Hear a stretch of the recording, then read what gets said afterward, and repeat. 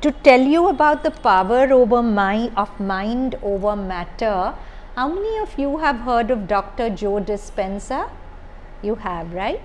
He's all over the net. He's written these beautiful books called You Are the Placebo and lots of others.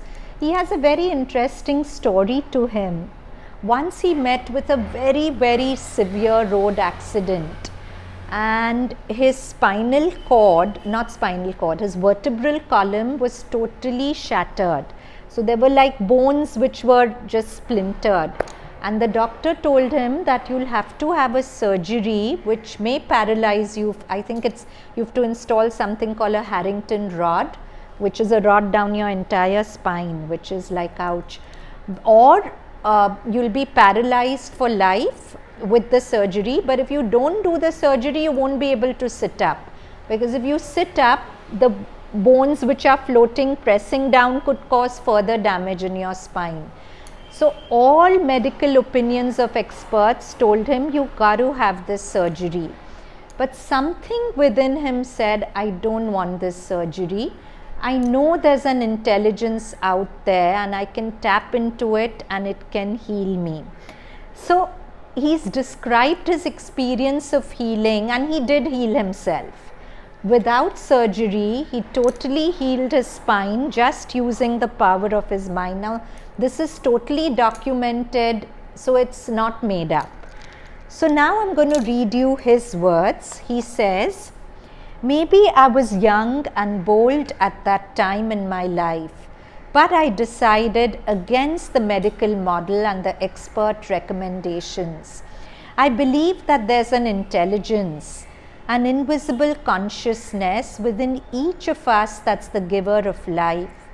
It supports, maintains, protects and heals us at every moment. It creates almost 100 trillion specialized cells starting from only 2. You know that, ovum and sperm. From 2, it's making these 100 trillion specialized cells. It keeps our hearts beating hundreds of thousands of times per day, and it can organize hundreds of thousands of chemical reactions in a single cell in every second, among many other amazing functions. I reasoned at the time that if this intelligence was real, and if it willfully, mindfully and lovingly demonstrated such amazing abilities, maybe I could take my attention off my external world and begin to go within and connect with it, developing a relationship with it. But while I intellectually understood that the body often has the capacity to heal itself, now I had to apply every bit of philosophy that I knew in order to take that knowledge to the next level and beyond, to create a true experience with healing. And since I wasn't going anywhere and I wasn't doing anything except lying face down, horrible situation, you can't lie on your spine, you're lying face down all the time. I decided to do 2 things. First, every day I would put all of my conscious attention on this intelligence within me. Give it a plan, a template, a vision with very specific orders. And then I would surrender my healing to this greater mind that has unlimited power, allowing it to do the healing for me. Okay, this is important. First, he would tell that larger mind, the mind of God, that this is what I want. So, this is how I want my spine healed. And then he would allow it to do the healing for me. He didn't have the illusion that I'm doing the healing. And second, I wouldn't let any thought slip my awareness that I didn't want to experience. So often when we are healing, doubt comes in. Will this really work? This is all my imagination. How can I do it with my mind? The body only doctors can heal. So he made up his mind that he wouldn't let one negative thought come in while he was doing this process. I decided that I would begin every day reconstructing my spine vertebra by vertebra, and I would show this consciousness, if it was paying attention to my effort, what I wanted. So that's this commitment I have to that consciousness, for our purposes to the mother, because for us that consciousness is the mother. I knew that it would demand my absolute presence.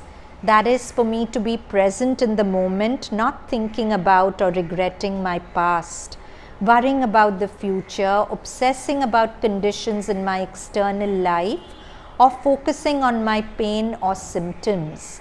Just as in any relationship we have with anybody, we all know that when someone is present or not with us, right? Because consciousness is awareness, awareness is paying attention, and paying attention is being present and noticing.